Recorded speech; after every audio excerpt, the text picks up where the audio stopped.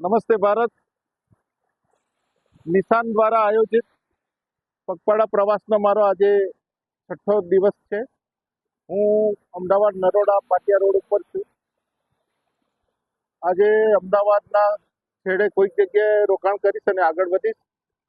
આજનો મારો વિષય છે કન્યા કેળવણી.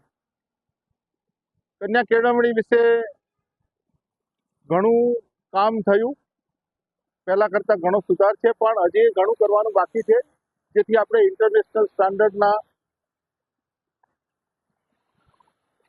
વુમન રાઇટ્સને અને બીજા જે એ લોકોના જે વિકાસની જે પ્રક્રિયાઓ છે અથવા તો નારી સંરક્ષણની જે પ્રક્રિયાઓ છે, નારી સંવર્ધનની પ્રક્રિયાઓ છે, તેને આપણે વધારે પ્રમાણે મેચ કરી શકીએ. આ બાબત દર્શાવવા માટે હું તમને એક સ્ટોરી કહીશ. હું એકવાર જેસલમેરથી બસમાં બેઠો. બસમાં બે સાઉથ કોરિયન છોકરીઓ હતી. એમની બેસવાની, કમ્ફર્ટની, હેન્ડરેલ્સ ઉપર કોટન મૂકેલું, ગળા ઉપર એમણે ડેસ્ક માટે આરામદાયક કુશન મૂકેલું, આંખો ઉપર ફ્લેપ મૂકેલી. આપણને એવું લાગે કે દે આર વેરી મચ સોફિસ્ટિકેટ.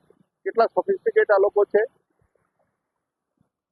એ બસ જેસલમેરથી અમદાવાદ આવતી હતી. રાત્રિના 2:30 વાગ્યે કે 1:30 થી 2:30 વાગ્યાના સમયમાં એ બસમાં પંક્ચર પડ્યું બારમેરથી આ બાજુ આવતા, અને તે બસ ધોરામાં કોઈ જગ્યાએ અટકી.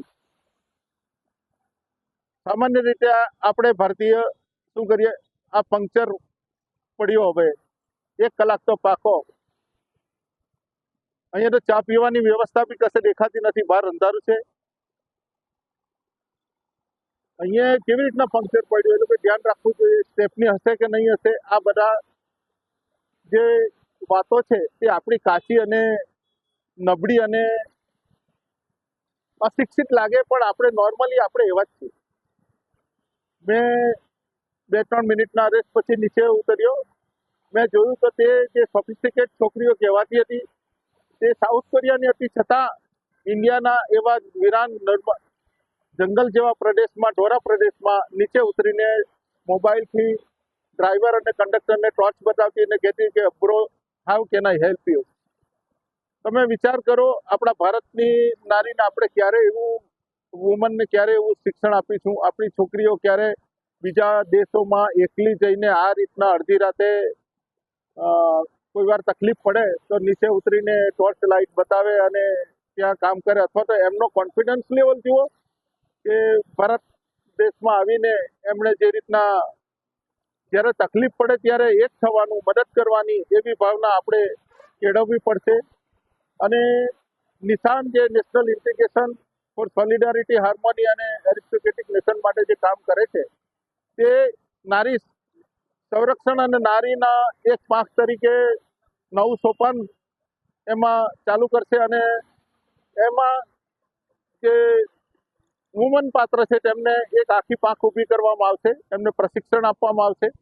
એમને સ્વાસ્થ્યથી માંડીને, શિક્ષણથી માંડીને, સેફટીથી માંડીને અને એમને પોતાના સ્વરક્ષણથી અને એજ્યુકેશન અને એક્સપ્રેશન માટેનો પૂરેપૂરો કેવી રીતના નારી વિકાસથી આપણા જે એમનામાં જે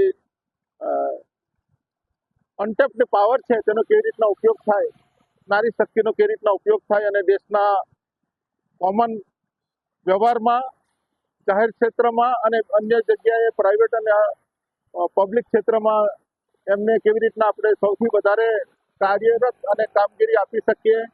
ખાલી ઘરેલું કામકાજ નહીં, પણ એ ઘરથી બહાર આવે. સ્પોર્ટ્સમાં, સંરક્ષણમાં તો ઘણી છોકરીઓ આગળ આવે છે, પણ મારું નિશાન એના માટે અગ્રેસર થઈને આગળ વધશે અને ભારતને નારી શક્તિથી અને નારી જાગૃતતાથી સફર કરશે એવો મને આત્મવિશ્વાસ છે. આજનું આ દેશ હિતનો પ્રોગ્રામ અહીંયા હું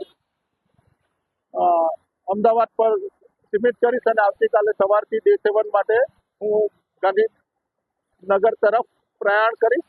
મારે 25/9/2024 સુધી અમદાવાદ થઈને દિલ્હી પહોંચવાનું છે અને જે મારું જે બીજા કાર્યક્રમો છે અને બીજા જે મુદ્દાઓ છે તેનું હું વિસ્તૃતપણે એ રીતના છણાવટ કરીશ અને નિવેદન પત્ર આપીશ. ધન્યવાદ.